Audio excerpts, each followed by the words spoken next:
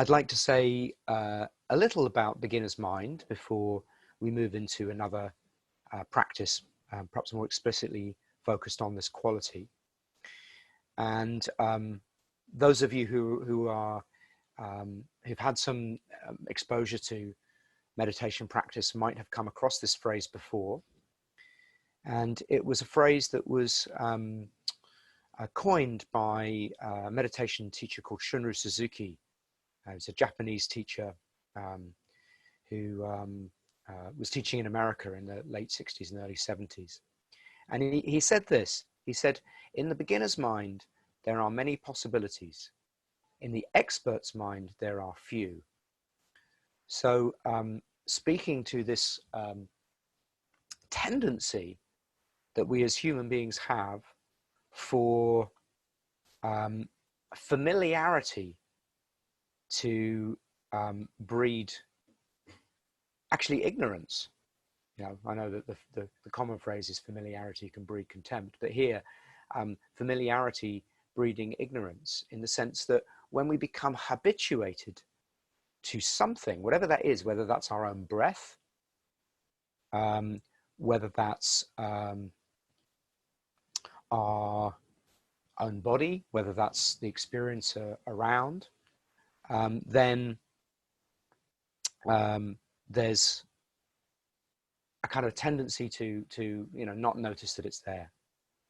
I'm just noticing Nelka's comment. I think everybody else can hear. Is that right? So so that's, I'm afraid, well, Nelka won't be able to hear me saying this, so maybe I'll drop her a chat message in a moment.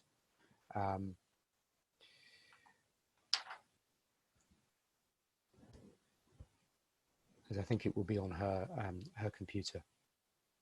So the usual mind works by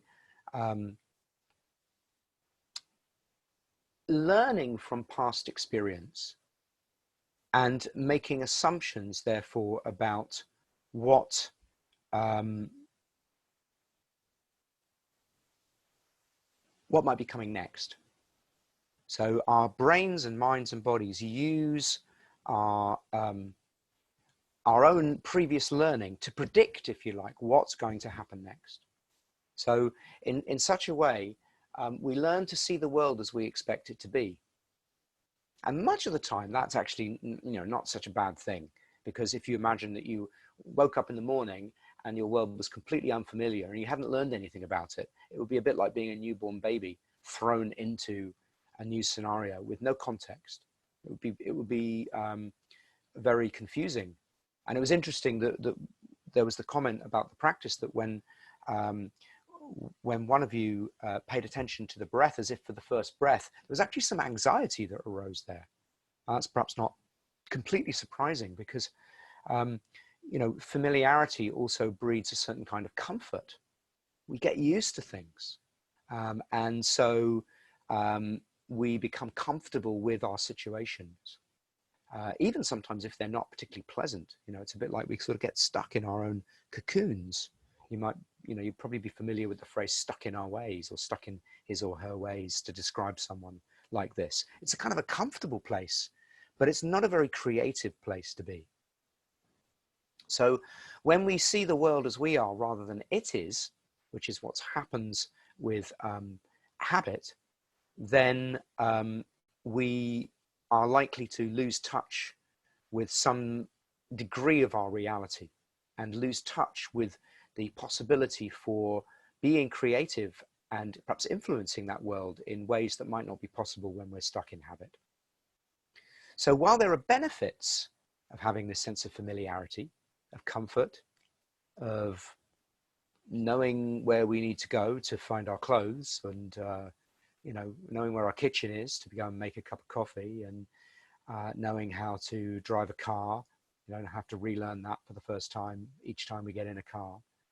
It speeds things up a lot, and it makes things a lot easier. So actually our brain power can go on to other things.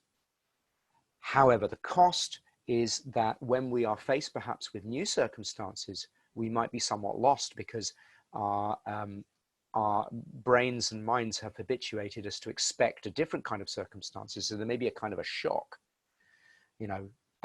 with something new coming up, or indeed we simply stop seeing the wonder of the everyday, the wonder of the breath, the wonder of, you know, our back, or whatever it happens to be that we are, you know, that's dropped into the background of consciousness because our brains and minds aren't focusing on them, because that kind of brain power, if you like, the attentional capacity is freed up to go somewhere else. So beginner's mind is a bit like the sort of disruption of that, the willingness to contemplate that there may be some value in being a beginner rather than an expert, is a kind of like a wake-up call. It's a wake-up call to come back to the freshness of what it's like when we experience something anew. Marcel Proust is famous for saying, the real journey of discovery is not to travel to new lands, but to see with new eyes. So actually coming to the familiar with new eyes is actually already an amazing journey. So how can this happen then? How can we connect with our beginner's mind? Given that there are so many benefits of the habit mode of mind, you know, and we don't want, you know, we wouldn't want that to completely disappear. How can we free ourselves so that that can still happen when it needs to, but we can actually choose the beginner's mind when we want to? Well, as I mentioned, there's kind of one way that it happens, and that's in the kind of shock mode. You know, we get catapulted out of our comfort zone, and this can happen in all sorts of ways. You know, it's happened already in the last few months on a global scale, where we've been perhaps catapulted out of our habits, and there's actually a lot of creativity coming out of that, a lot of questioning perhaps of some of the usual ways of living life that have come from the terrible experience of COVID-19. It can happen in other ways. It can happen to us in personal ways. You know, maybe we experience an unexpected loss some way, or maybe we lose our jobs, or maybe we become ill in an unexpected way. And it's not unusual for, along with the pain of that, over time, for people to actually describe it as a great learning experience, because they were exposed to something different, which they would not have considered otherwise. But maybe we don't need to wait for those shocks to experience beginner's mind. So if we can employ a practice that can actually invite us rather than catapult us, invite us into this beginner's mode of mind, then maybe we don't need to experience the same kind of shock in order for it to be of benefit to us. So meditation practice and mindfulness practice is a way of gently orienting ourselves to the present moment and the freshness that's already available there. So each time we deliberately choose to come back from mind wandering, to notice how we are, even if what we're noticing is noticing how stuck we are, then something fresh has already emerged. So we can cultivate this quality of bringing the new eyes to our experience in every moment of meditation. And indeed, not only in formal meditation, we can do this in every moment of our everyday life when we remember. But of course, the difficulty is we often don't remember because we're in the habit mode of mind. And so formal meditation practice is like a kind of training to help this to happen. And there's a nice phrase which I've always loved in the Zen tradition, which is that enlightenment is an accident, but meditation makes you accident prone. So it's that sense of, you know, you can't sort of make it happen because we do wander off and we do fall into automatic pilot. And maybe sometimes we might need to be on automatic pilot. But by practicing consciously to see fully, you know, if you think of that's really what enlightenment means, for things to become illuminated, to be seen, then then that's more likely to happen. So meditation practice trains us in letting go of knowing what's going to happen, letting go of being right, letting go of our expectations, recognizing our biases that we see when we sit and are still and watch and experience.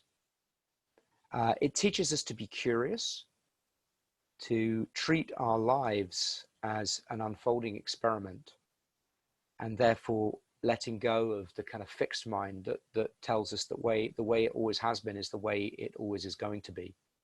And actually letting go of both the past and the future and say, well, what is it right now? It involves a certain kind of trusting of uncertainty, because perhaps some of the cost of coming into the present moment is recognizing that this present moment is always changing. There is no complete security. But actually, if we can start to trust that we can start to live in the flow of that, then we're more likely to be able to live day to day with these unfolding changes, rather than perhaps being shocked out of them when, you know, it's very clear that the way things have always been is not the way that they are right now, which is certainly our experience of the moment. So in some sense, we're willing, by being willing to stand outside of ourselves, we can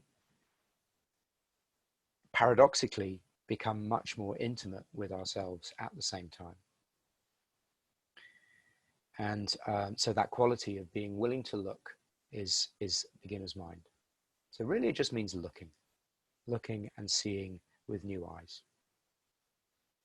So I'd like to invite you to join me in another practice, and perhaps with that theme, this theme of beginner's mind, kind of just being allowed to percolate and color your practice this time especially.